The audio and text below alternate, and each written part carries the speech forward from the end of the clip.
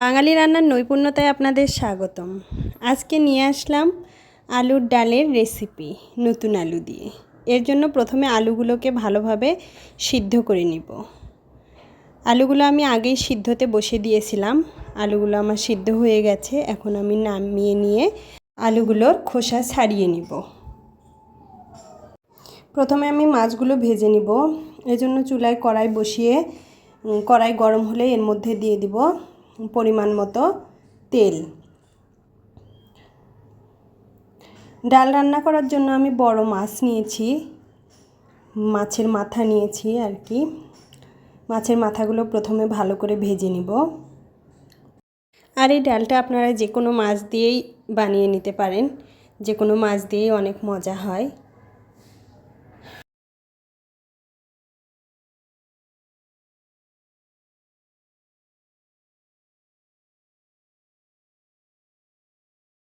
মাছের মাথাটা আমি লাল লাল করে ভেজে নিব। মাছের মাথাটা আমার ভাজা হয়ে গেছে, আমি তুলে নিচ্ছি। এখন চাকা ভেজে নিব মাছের। মাছের চাকাগুলো আমাকে লাল লাল করেই ভেজে নিতে হবে।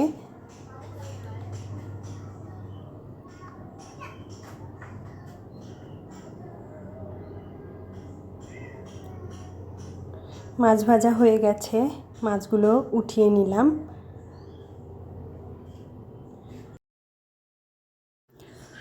ছিলে রাখা আলুগুলো আমি ম্যাশ করে রেখেছি এভাবে, দেখুন কোনো দানা রাখিনি আলুর। আর ওই তেলের মধ্যে আমি টমেটো আর কাঁচামরিচটা ভেজে নিব।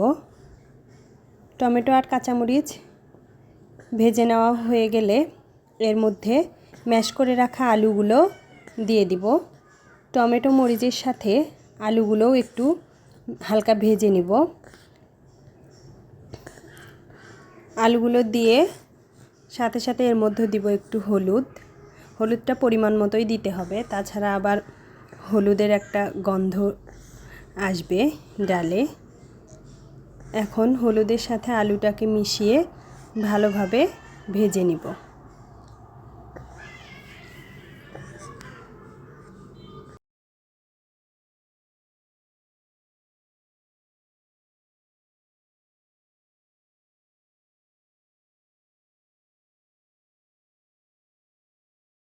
এভাবে খুন্তি দিয়ে নাড়তে হবে যাতে হলুদ, কাঁচামরিচ আর টমেটো একে অপরের সাথে ভালোভাবে মিশে যায়।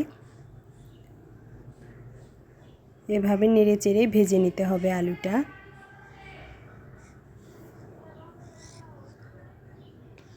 আলুটা আমার ভাজা হয়ে গেছে। এখন আমি এর মধ্যে দিয়ে দিব জল। জলটা আপনারা আপনাদের ইচ্ছা মতোই দিতে পারেন, যে যতটুকু ডাল করতে চান ততটুকুই জল ব্যবহার করবেন। জল দেওয়ার পর আলুগুলো জলের সাথে মিশিয়ে নিতে হবে, যাতে আলুর দলা যে আছে এই দলাগুলো জলের সাথে মিশে যায়। এই জন্য খুন্তি দিয়ে ভালোভাবে নেড়ে দলাগুলোকে ভেঙে দিতে হবে।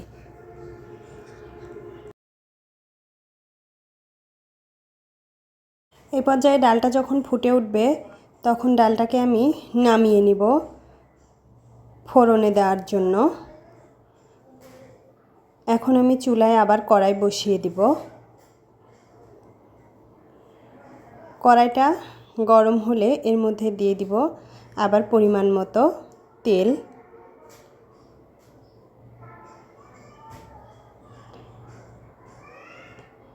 এখানে আমি পাঁচফোড়ন ব্যবহার করেছি, দিয়ে দিলে পাঁচফোড়ন দিয়ে 2-3টা তেজপাতা দিয়েছি। তেজপাতার ফোড়নটা একটু লাল লাল হলে এর মধ্যে আমি ডালটা দিয়ে দিব।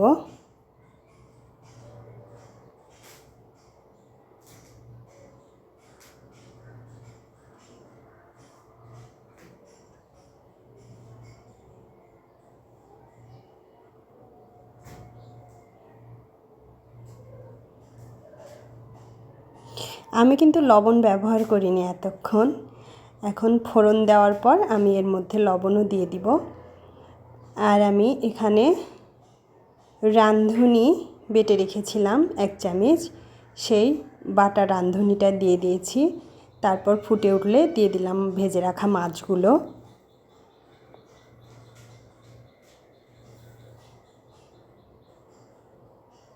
এখন আমি এর মধ্যে দিব লবণ।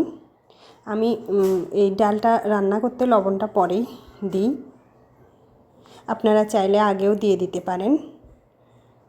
আর যখন নামিয়ে নিব, নামানোর কিছুক্ষণ আগে এর মধ্যে আমি দিয়ে দিব ধনিয়া পাতা। ধনিয়া পাতা দিলে ডালটা অনেক মজা হয়। ভিডিওটা ভালো লাগলে অবশ্যই আমার চ্যানেলটিতে লাইক, কমেন্ট এবং সাবস্ক্রাইব করার অনুরোধ রইল। লাইক কমেন্ট করে পাশে থাকবেন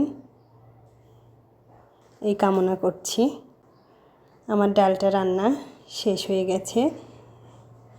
খুব সহজে এই ডালটা আপনারা বাড়িতে রান্না করে নিতে পারেন। খুব কম মশলায় এবং কম সময়ে অনেক সুস্বাদু এই ডালটা আপনারা রান্না করে নিতে পারেন। আশা করছি ভালো লাগবে। ভিডিওটা দেখার জন্য ধন্যবাদ।